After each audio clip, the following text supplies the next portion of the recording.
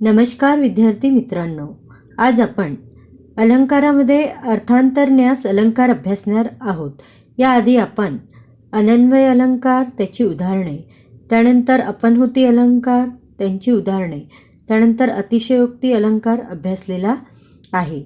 आता आपण अर्थांतरन्यास अलंकाराची व्याख्या बघूया. तर सर्वप्रथम अर्थांतर म्हणजे काय?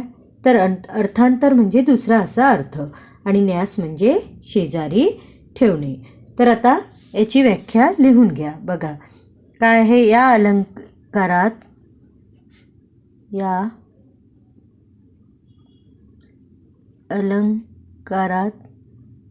एका अर्थाचा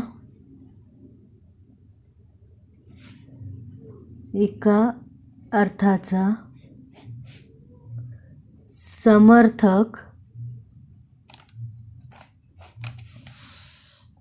असा दुसरा अर्थ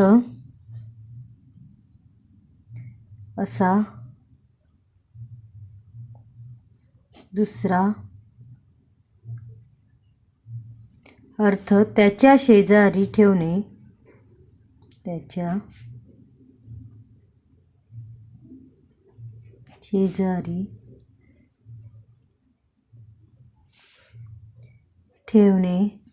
म्हणजेच एक विशिष्ट अर्थ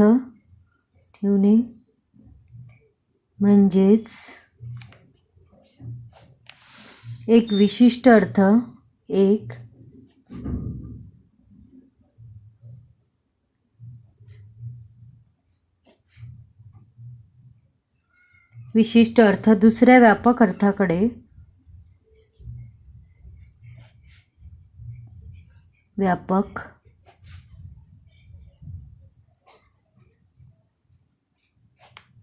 अर्थाकडे नेऊन ठेवणे.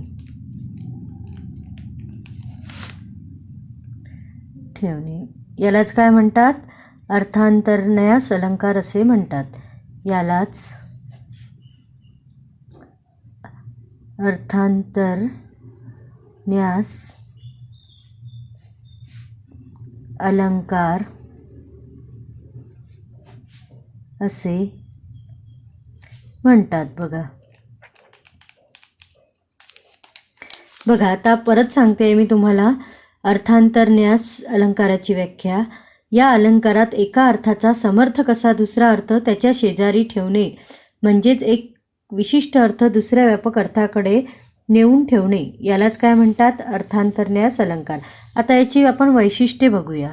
काय आहे ते बघा. वैशिष्ट्ये. याचं पहिलं वैशिष्ट्य आहे विशेष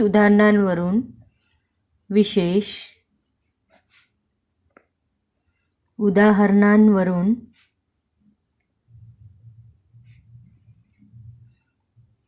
एखादा सर्वसामान्य सिद्धांत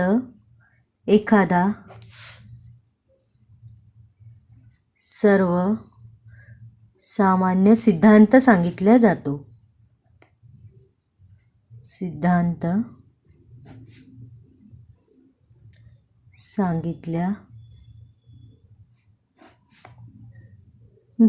दुसरं बघूया आता. सामान्य विधानाच्या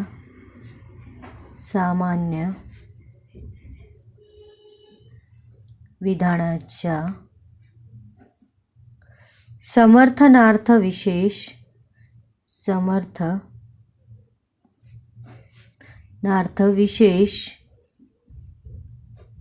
उदाहरणे दिली जातात.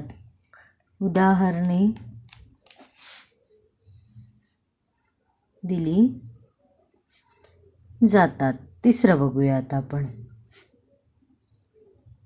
अर्थांतर म्हणजे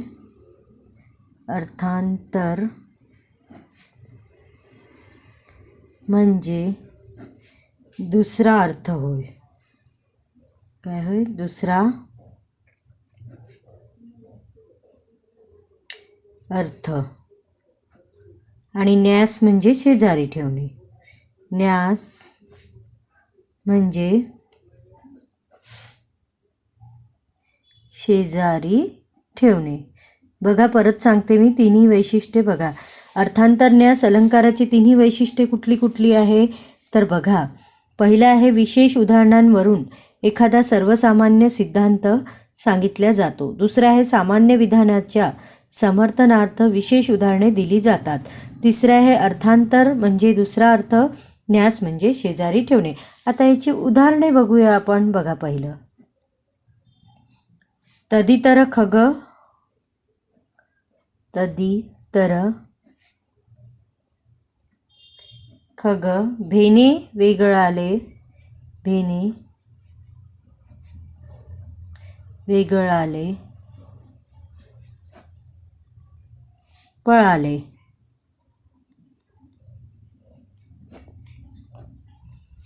उपवन जल,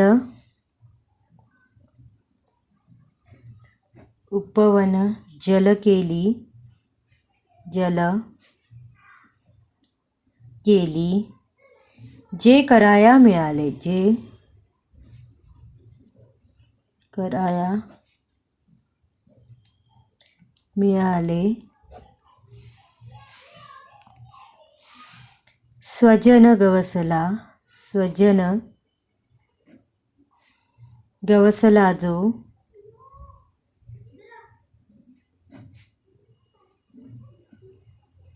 त्याजपाशी नसे तो, त्याजपाशी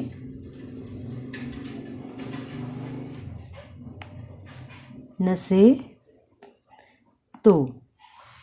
कठीण समय, कठीण समय येता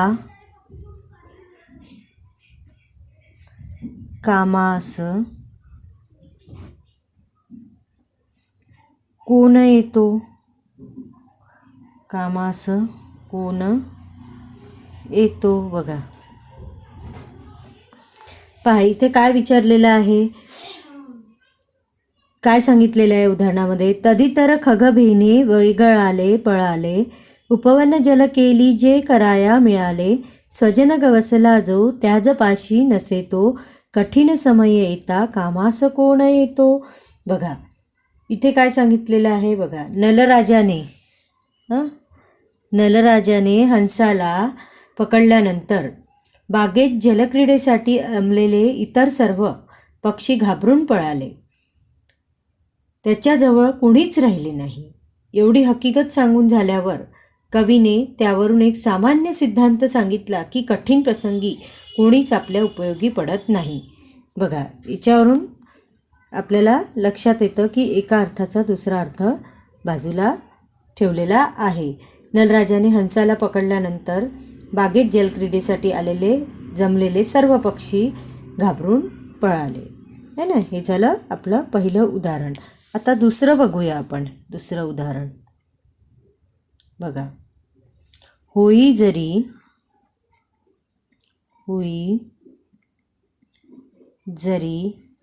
संतत दुष्ट संग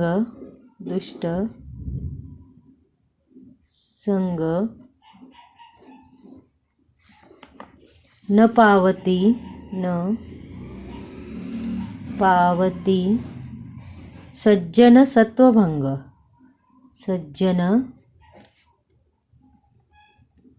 सत्वभंग.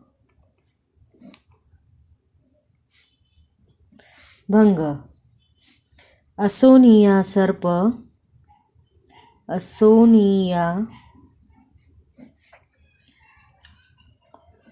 सर्प सदा शरीरी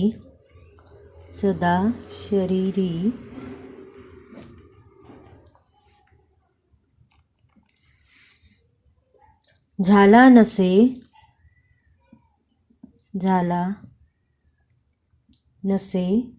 चंदन तो विषारी. बघा, चंदन तो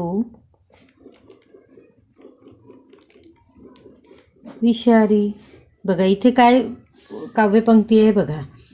होई जरी संतत दुष्टसंग न पावती सज्जन सत्वभंग, असोनिया सर्प सदा शरीरी झाला नसे चंदन तो विषारी. म्हणजेच काय, याचा अर्थ सज्जन सतत जरी दुष्टांच्या संगतीत आले तरी सज्जनांची सात्विकता नष्ट होत नाही.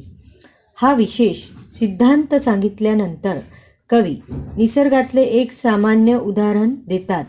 साप चंदनाच्या झाडावर सतत राहतात, तरी पण चंदनाचे झाड मात्र विषारी बनत नाही. आणि इथे अर्थांतरन्यास अलंकार आपला संपलेला आहे. हे वहीमध्ये लिहून घ्या. यानंतर आपण कृती बघूया.